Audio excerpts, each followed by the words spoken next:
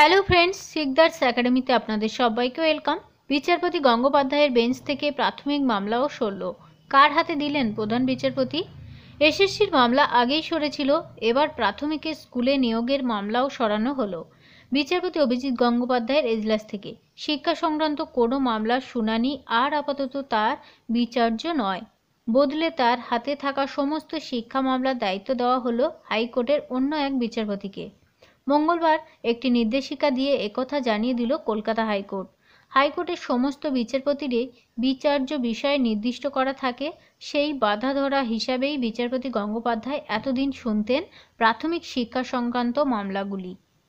তারও আগে শিক্ষা সংক্রান্ত সমস্ত মামলাই শুনতেন তিনি, কিন্তু পরে এসএসসি সংক্রান্ত মামলাগুলি অন্য বিচারপতির বেঞ্চে সরানো হয়।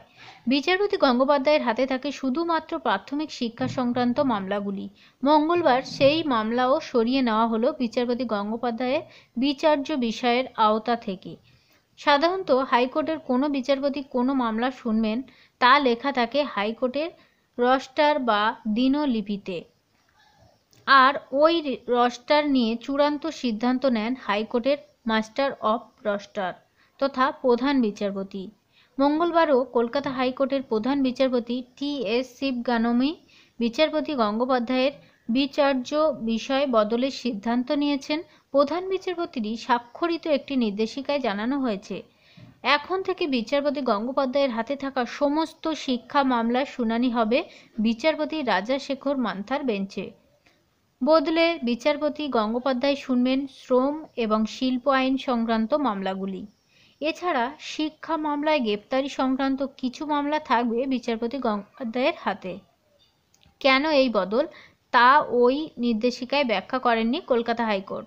তবে এই সিদ্ধান্তের কয়েক ঘন্টা আগেই বিচারপতি গঙ্গোপাধ্যায় এবং বিচারপতি সৌমেন সেনের সাম্প্রতিক নজিরবিহীন সংঘাত নিয়ে এজলাসে বসে হাইকোর্টের প্রধান বিচারপতি শিবগানম বলেছিলেন তিনি লজ্জিত। প্রধান বিচারপতি বলেছিলেন আইনের মন্দিরে এমন ঘটনা আশা করা যায় না। আশ্বাস দিয়ে জানিয়েছিলেন দ্রুত এই সমস্যার সমাধানের চেষ্টা করছেন তিনি। তবে মঙ্গলবারের রস্টার বদলের সিদ্ধান্তই সেই সমাধান কিনা তা স্পষ্ট হাইকোর্টের নির্দেশিকায় কিন্তু বলা মুশকিল। সেখানে শুধু বিচারপতি মান্থা এবং বিচারপতি গঙ্গোপাধ্যায়ের বিচার্য বিষয়ে সাম্প্রতিক বদলের নির্দেশ লেখা রয়েছে। প্রসঙ্গত, রাজ্যের সরকারি মেডিকেল কলেজে ভর্তিতে যে দুর্নীতি মামলায় বিচারপতি গঙ্গোপাধ্যায়ের দেওয়া একটি নির্দেশিকা নিয়েই দুই বিচারপতির সংঘাত শুরু। এই মামলায় বিচারপতি গঙ্গোপাধ্যায় সিবিআই তদন্তের নির্দেশ দিয়েছিলেন, যা খারিজ করে দেয় বিচারপতি সেনের বেঞ্চ। এরপরই বিচারপতি গঙ্গোপাধ্যায় এজলাসে বসে বিচারপতি সেনের বিরুদ্ধে অভিযোগ করেন। একটি নির্দেশনামায় বিচারপতি গঙ্গোপাধ্যায় লিখেছিলেন, বিচারপতি সেন বড়দিনের ছুটির আগে হাইকোর্টের বিচারপতি অমৃতা সিংহকে ডেকে পাঠিয়েছিলেন নিজের ঘরে। সেখানে তিনি বিচারপতি সিংহকে রাজনৈতিক নেতার মতো নির্দেশ দেন। কী নির্দেশ তার বিস্তারিত ব্যাখ্যা করে বিচারপতি গঙ্গোপাধ্যায় বলেছিলেন, বিচারপতি সেন বলেছিলেন প্রথমত অভিষেক বন্দ্যোপাধ্যায়ের একটা রাজনৈতিক ভবিষ্যৎ রয়েছে, তাকে বিরক্ত করা যাবে না। দ্বিতীয়ত কি না, বিচারপতি অমৃতা সিংয়ের এজলাসে শুনানির লাইভ স্ট্রিমিং বন্ধ করতে হবে। তৃতীয়ত, প্রাথমিকের দুটি মামলাও খারিজ করতে হবে বিচারপতি সিংহকে। বিচারপতি সেন স্পষ্টই একটি রাজনৈতিক দলের হয়ে কাজ করছেন বলে মন্তব্য করেন বিচারপতি গঙ্গোপাধ্যায়।